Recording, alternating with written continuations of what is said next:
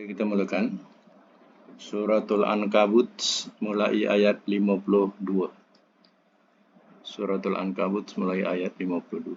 Auzubillahi minasyaitonirrajim. Bismillahirrahmanirrahim. Kul, katakanlah oleh engkau, kafa, cukuplah, billahi Allah. Biasa kafa bi ni ya, dia ziyadah, tambahan saja, tak payah terjemah ya. Jadi bila jumpa kafa depan ada bi. Jadi bi itu sebagai ziyadah, tambahan namanya. Jadi dalam terjemah tu tidak perlu diterjemah. Ya. Jadi cukuplah Allah. Macam tu bahasa dia. Baini di antaraku, wa bainakum dan di antara kamu.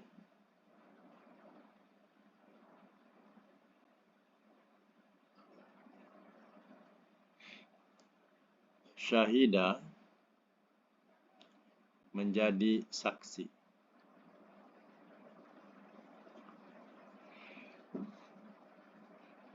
Ya'lamu, ia mengetahui. Ma, akan apa yang.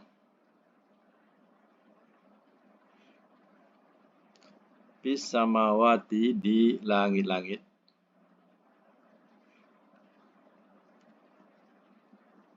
Wal ardi, dan bumi.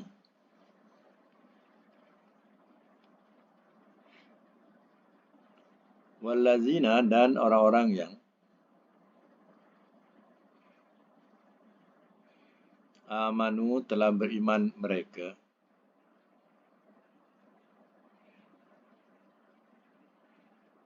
Bil batil, dengan yang batil.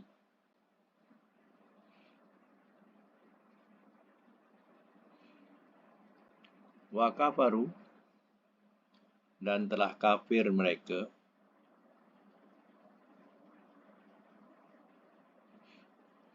Billahi, dengan Allah.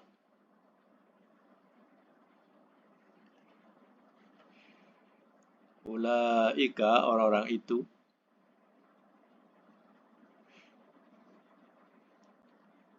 Mereka lah.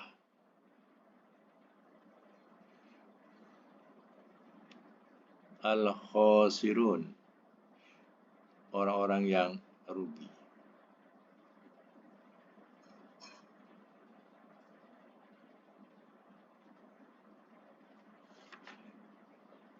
Simak semula. Kul kafa billahi baini wa bainakum syahida. Katakanlah oleh engkau ni Nabi lah. Katakanlah oleh engkau ya Muhammad, cukuplah Allah di antaraku dan di antara kamu menjadi saksi. Orang-orang kafir ini banyak songeh dia. Dia macam-macam mereka. Dia nak minta. Kalau permintaan mereka tidak diberi, mereka tak percaya. Contohnya dalam ayat sebelumnya dia minta supaya Nabi tunjukkan tanda. Contohnya misalnya kata tongkat boleh jadi ular, boleh turunkan hidangan daripada langit. Dia baru mereka nak percaya. Jadi Nabi, dia tidak ada kuasa hal itu. Nabi hanya menerima wahyu dan menyampaikan wahyu. Sepatutnya wahyu yang dibacakan itu dah jadi rahmat dan peringatan buat mereka. Tapi mereka tidak mengendahkan dan tidak mengambil berat tentang hal itu. Melainkan mereka katakan itu rekaan Nabi, rekaan Muhammad. Katakanlah oleh engkau ya Muhammad, cukuplah Allah yang jadi saksi di antaraku dan di antara kamu. Ya'lamu ma fis samawati wal ardh. Ia mengetahui, yaitu Allah, apa yang di langit-langit dan di bumi. Wallazina amanu bil batil, dan orang-orang yang telah beriman mereka dengan yang batil. Yang batil ini maknanya berkepercayaan ada Tuhan selain Allah Ta'ala, ataupun mereka mengibadati selain Allah Ta'ala. Orang sembah Allah, tapi dia sembah yang bukan-bukan. Ya. Sembah berhala dan lain-lain. Itu maknanya. Mereka beriman dengan yang batil. Iman ni percaya. Percaya dengan yang batil. Yang disebut tadi. Wa kafaru billah. Dan telah kafir mereka dengan Allah. Ulaika humul khasirun. Orang-orang itu merekalah orang-orang yang rugi. Artinya kepada kita di dunia ini, kita berniaga, untung ataupun rugi. Kalau kita memberi kekufuran, berarti rugilah kita. Kalau kita membeli keimanan, artinya beruntunglah kita. Itulah perniagaan di dunia. Sama ada kita nak jualkan diri kita kepada iman dengan Allah atau kufur dengan tauhid. Kalau kita pilih yang kedua, kufur dengan kita beriman dengan tauhid, percaya dengan tauhid, iman tu percaya dengan tauhid, habislah kita. Tapi kalau kita beriman dengan Allah dan kita mengkufuri tauhid, insya-Allah itulah perniagaan yang tidak akan rugi. Ayat 53, wa yastajilunaka, dan mereka minta segerakan kepada engkau. Dan mereka minta segerakan kepada engkau.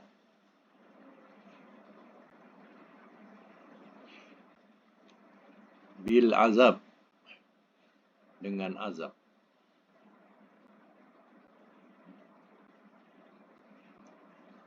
Walaulah, dan jikalau tidak, ajalun, tempo, musamma, yang ditentukan,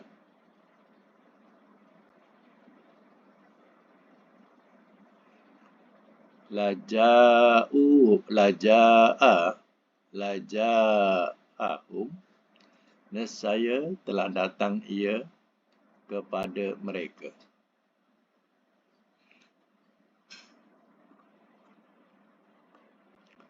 Nescaya telah datang ia kepada mereka. Al-azabu, oleh azab.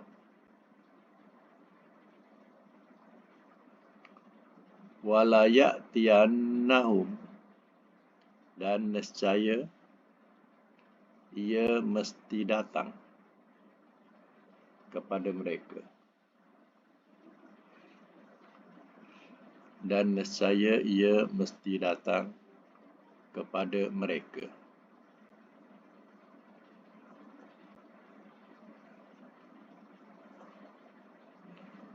Baghtatan, secara tiba-tiba.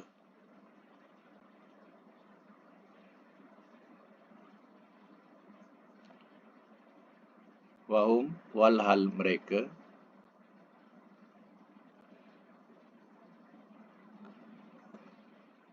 la yash'urun, tidak mereka sedar.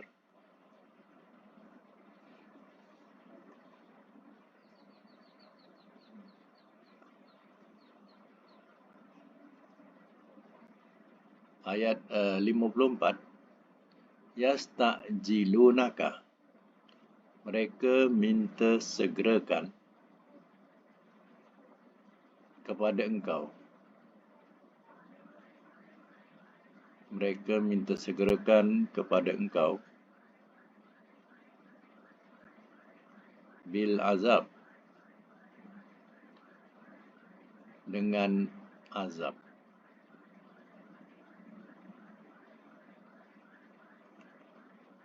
Wa inna, dan bahawasanya Jahannam, neraka Jahannam, la muhitun, sungguh yang meliputi,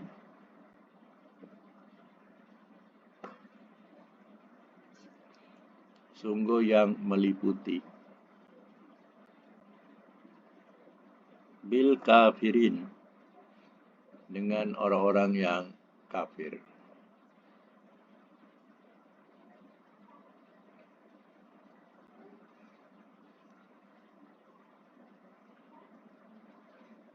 Baca awal semula ayat 53. Wa yasta'jilunaka bil azab. Dan mereka minta segerakan kepada engkau dengan azab. Orang-orang musyrikin. Ya, mereka minta Nabi supaya turunkan azab. Cabar Nabi. Contohnya, wahai Muhammad, kami tak percaya apa yang kau sampaikan. Ya, datangkan azab. Sekarang pun tak apa. Ya. Mereka cabar. Mereka minta supaya Nabi turunkan azab. Walaulah ajalum musamma, dan jikalau tidak tempoh yang ditentukan, laja'ahumul azab, nescaya telah datang ia kepada mereka oleh azab. Maknanya umat Muhammad ini Allah telah takhirkan turunnya azab. Takhirkan itu maknanya Allah lewatkan turunnya azab itu. Lewatnya ialah ia pada hari kiamat, akan dibalas pada hari kiamat. Dan datangnya juga tidak segera. Ya, tidak segera. Sebagaimana umat-umat dulu, kalau mereka cabar Rasulnya, ya, azab itu akan datang begitu cepat. 3 hari, seminggu, ya, 2 minggu, turun azab. Tapi kepada umat Muhammad, ya, Allah takhirkan azab itu. Itu dikatakan kalau tidak tempo yang ditentukan, nescaya datang azab kepada mereka.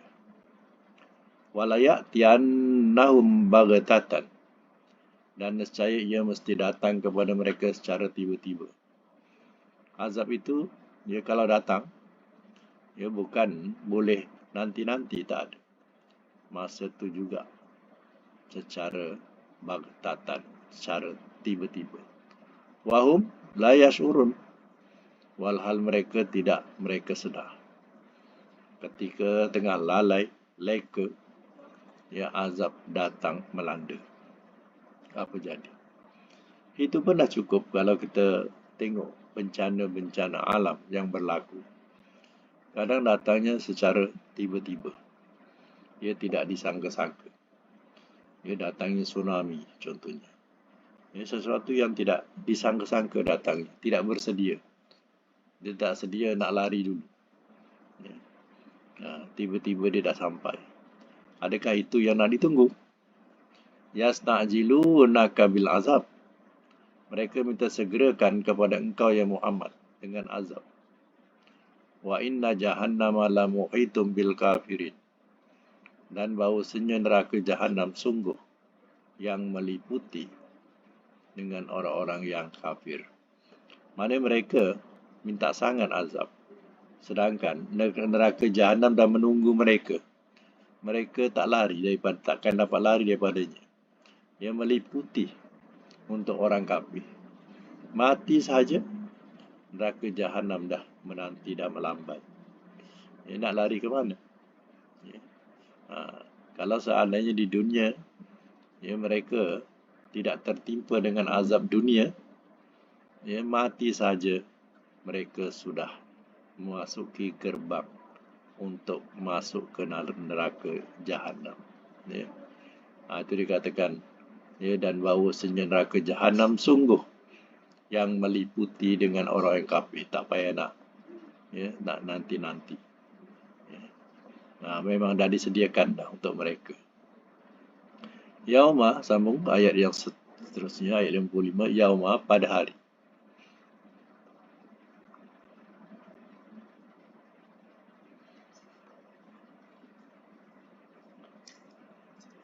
Yarsha, ia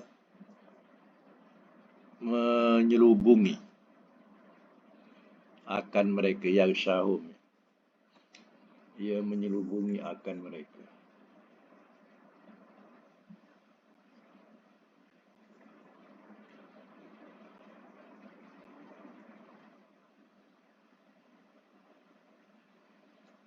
Al-azabu, oleh azab.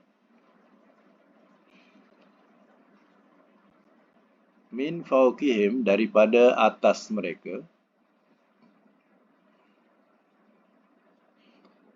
wa min, dan daripada,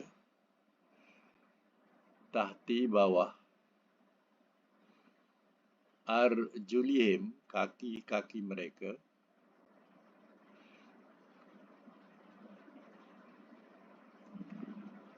wa yaqulu, dan ia berfirman, zuku, rasakanlah olehmu,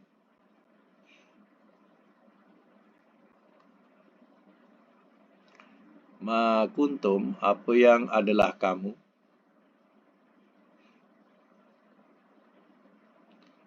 tak malun, kamu kerjakan.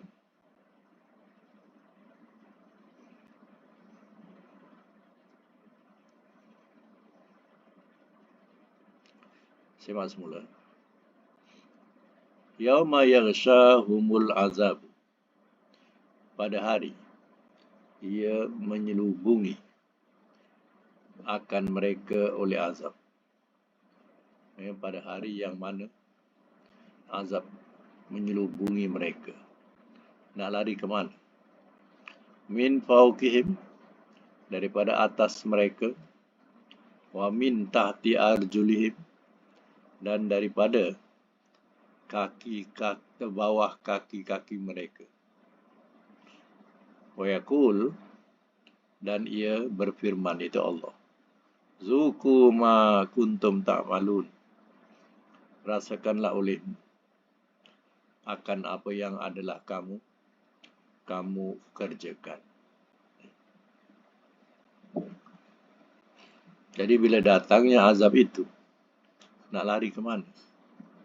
Datang daripada atas, daripada bawah. Contoh misalnya kata, yang berlaku seperti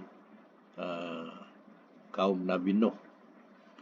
Azab itu berupa air saja. Allah turunkan daripada atas hujan, daripada bawah menyembur anak-anak mata air daripada bumi keluar. Begitu cepat kenaikan air itu. Jadi ke mana nak lari? Pada masa itu rasakanlah azab. Itu baru azab dunia yang mencabut nyawa saja. Di akhirat akan berkekalan. Zuku ma kuntum ta'malun, rasakanlah olehmu akan apa yang adalah kamu kerjakan. Ayat seterusnya, ya ibadiyah, wahai hamba-hambaku,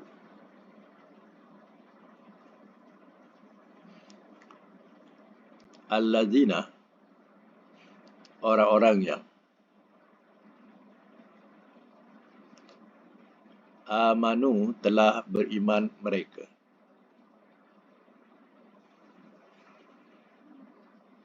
inna ardi, sesungguhnya bumiku,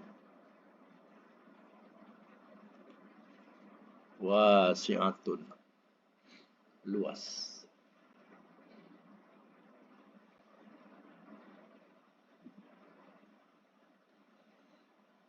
Fa'iyaya, maka akan daku,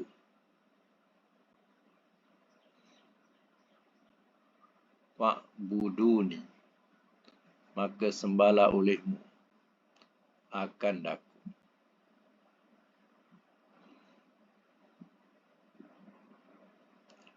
Ayat 57.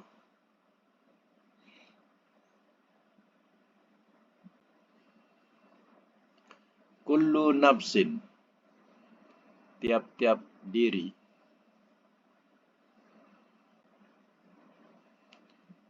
za'iqatun, yang akan merasai,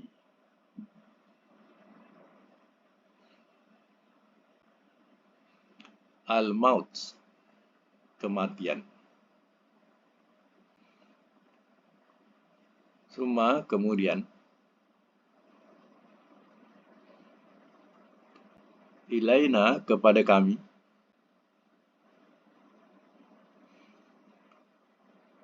turja'un, kamu dikumpulkan.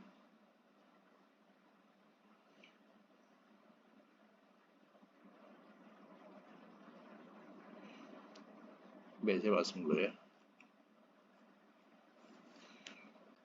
Ayat 56. Ya ibadiyalladzina amanu inna ardi wasi'ah wa iyaya fa'budun. Wahai hamba-hambaku, orang-orang yang telah beriman mereka, sesungguhnya bumiku luas, maka akan daku, maka sembahlah olehmu akan daku. Ya, asal cerita ialah mereka yang berada di Mekah, yang beriman dengan Nabi, sentiasa diancam oleh orang-orang musyrikin Mekah ketika itu. Ya, sehingga sukar sangat nak beribadat. Ya. Inilah, ya, kalau kita hidup di bumi, bukan bumi Islam, ya, macam-macam, ya, sekatan yang akan dikenakan. Ya.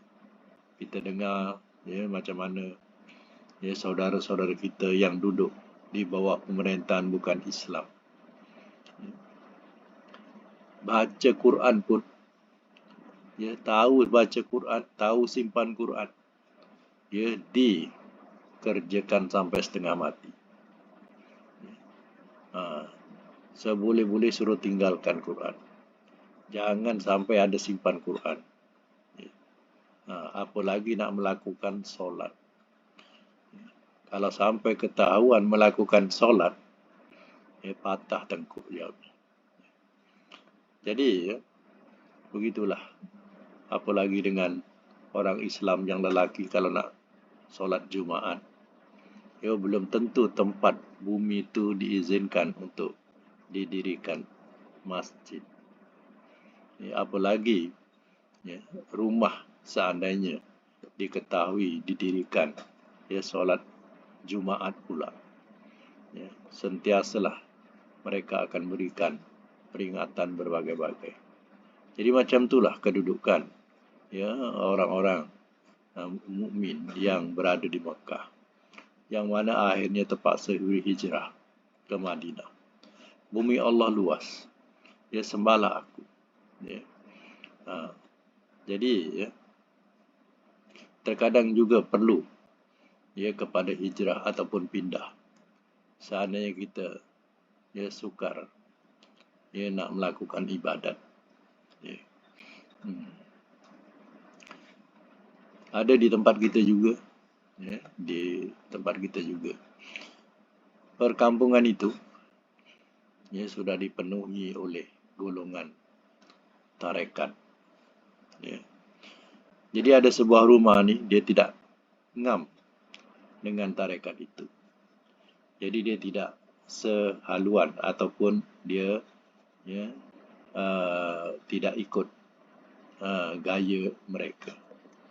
Sebab tarekat itu juga disenaraikan sebagai tarekat yang sesat. Tapi sudah jadi satu kampung, satu perkampungan.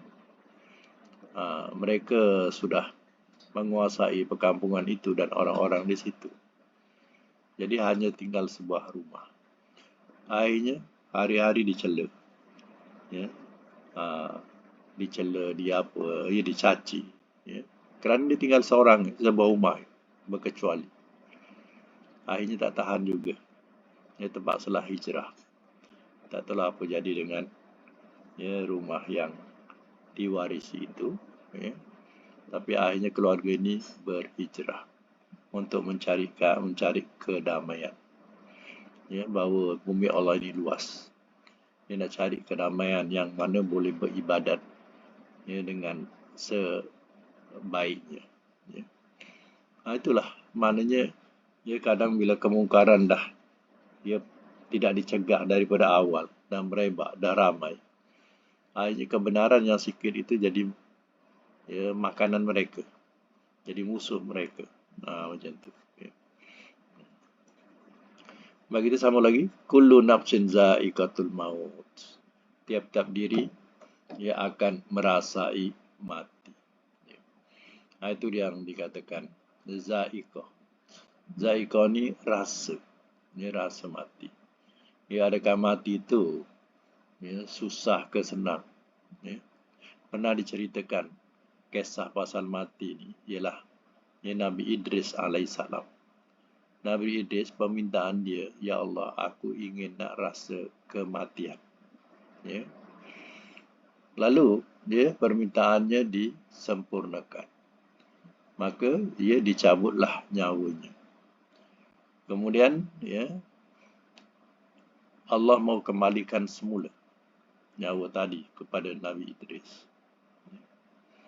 Kata Nabi Idris, ya Allah, cukuplah sekali. Aku tak sanggup nak merasai kematian. Jadi rupanya kematian itu sesuatu yang paling menyakitkan sangat. Kematian itu. Hanya kita tidak merasai. Mereka yang merasai itu maknanya yang kembali kepada Allah, dia telah merasai. Contohnya, macam itulah cerita Nabi Idris. Akhirnya Nabi Idris diangkat ke langit dengan keadaan mati. Tapi Nabi Isa diangkat ke langit dalam keadaan hidup. Sebab dia turun akhir zaman. Tapi Nabi Idris diangkat ke langit dalam keadaan mati. Sebab Nabi Idris tak nak mati 2 kali. Tak sanggup. Dia tak tahan. Itu za'iqatul maut. Walau bagaimanapun, Nabi kita mengajarkan, minta supaya dimudahkan kematian itu. Rasa tetap rasa, tapi minta dimudahkan. Bacalah doa selamat yang selalu yang diajar tu. Bacalah doa selamat itu, ada berbunyi, Allahumma hawwin alaina fi sakaratil maut. Ya Allah, mudahkanlah atau ringankanlah ke atas kami sakaratul maut, kemabukan mati. Baca doa itu.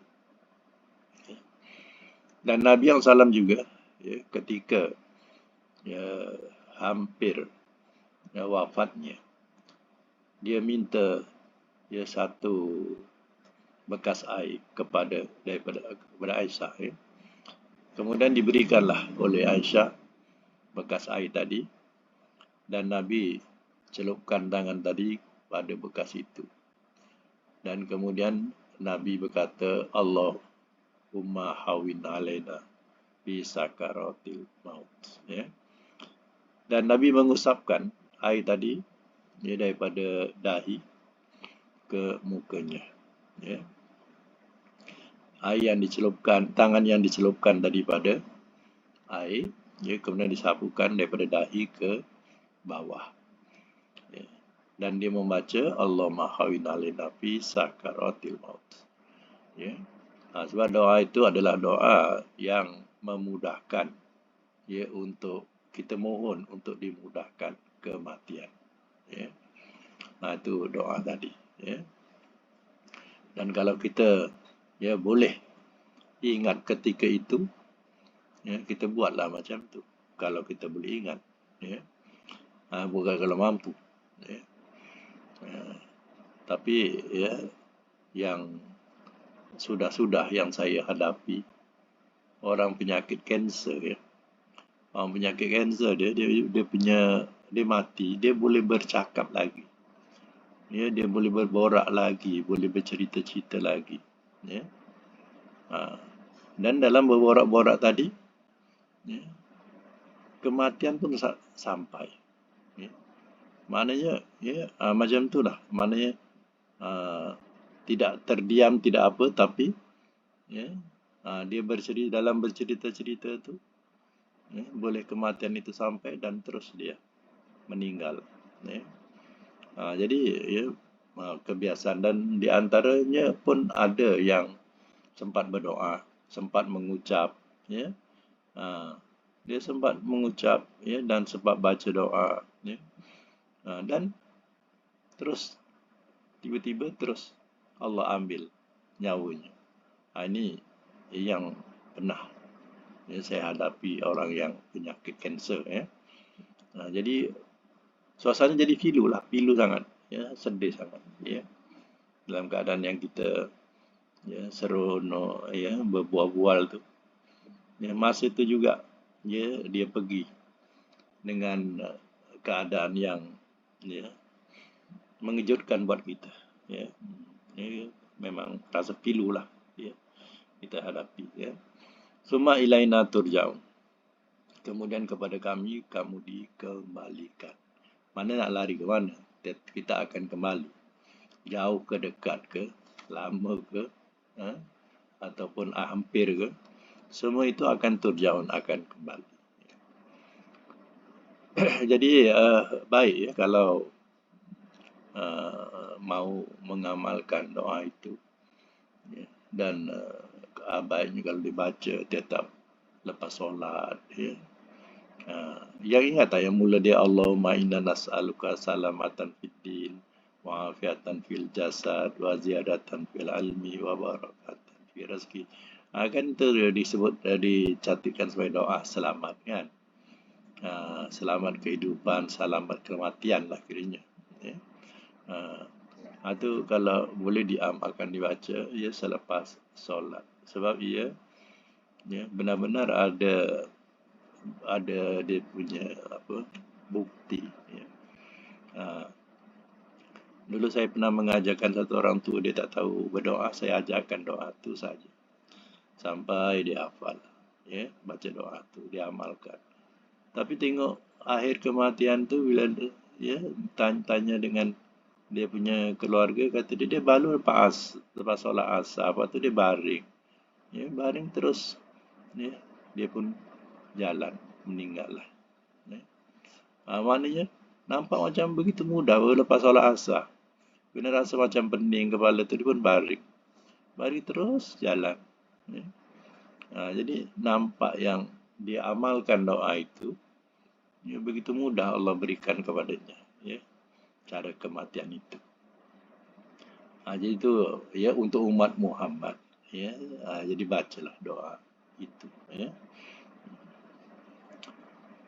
Lagi ya sambung wallazina, ayat yang ke-58. Wallazina dan orang-orangnya.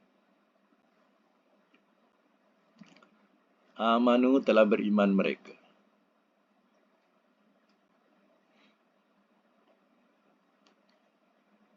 Wa amilu dan telah mengerjakan mereka.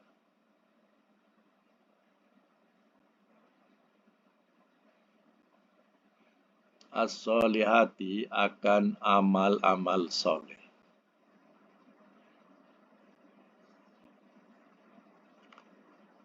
Lanubawwi annahum.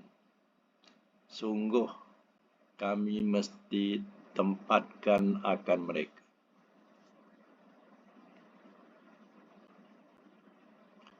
Sungguh kami mesti tempatkan akan mereka. Minal jannah.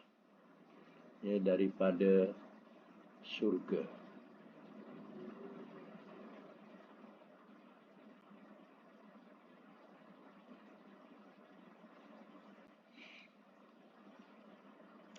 Ghurafan, darjat-darjat yang tinggi.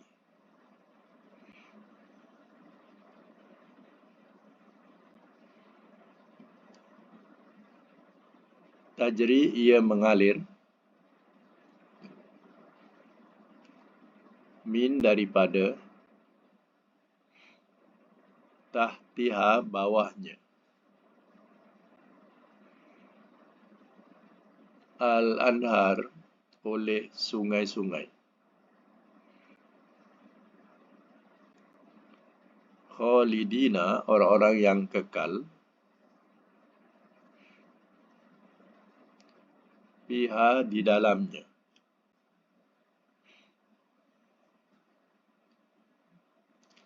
Nikmah, sebaik-baik. Ajru, ganjaran.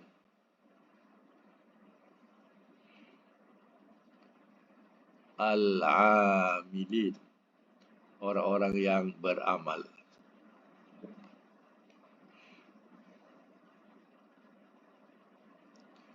ayat yang ke-59. Allazi, yaitu orang-orang yang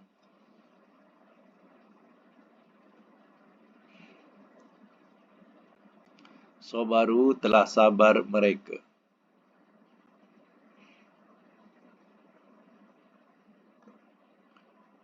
wa ala, dan atas,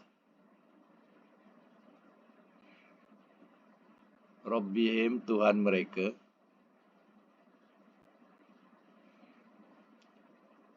yatawakkalun, mereka bertawakal.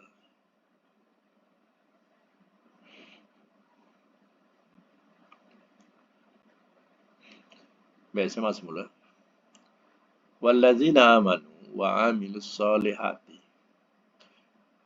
dan orang-orang yang telah beriman mereka dan telah mengerjakan mereka akan amal-amal soleh. Nabi yang memimpin kita untuk beriman dengan Allah, dan dia diajar kita beramal soleh mengikut contoh darinya. Jadi Allah menjanjikan kepada yang beriman dan beramal soleh ini, la nubawwi'annahum minal jannah, sungguh kami mesti tempatkan akan mereka daripada syurga, ghurafa, ya, darjat-darjat yang tinggi, mana kedudukannya, darjatnya, ya, begitu tinggi di surga. Tajri, ia mengalir min tahtiha, daripada bawahnya, al-anhar, itu sungai-sungai. Khalidina fiha, orang-orang yang kekal di dalamnya, di dalam surga. Ni'ma ajrul amilin, sebaik-baik ganjaran orang-orang yang beramal. Apa tidaknya, ya, di dunia dia beriman dan beramal soleh. Bukan yang fardu saja, tapi rajin juga buat yang sunat-sunat. Menjadikanlah amal itu solihat, jamak. Ya. Jadi banyaklah amal solehnya. Bukan yang sunat saja, yang fardu saja, tapi yang sunat-sunat. Ya. Pun rajin melakukan. Allazina sabaru, yaitu orang-orang yang telah sabar mereka.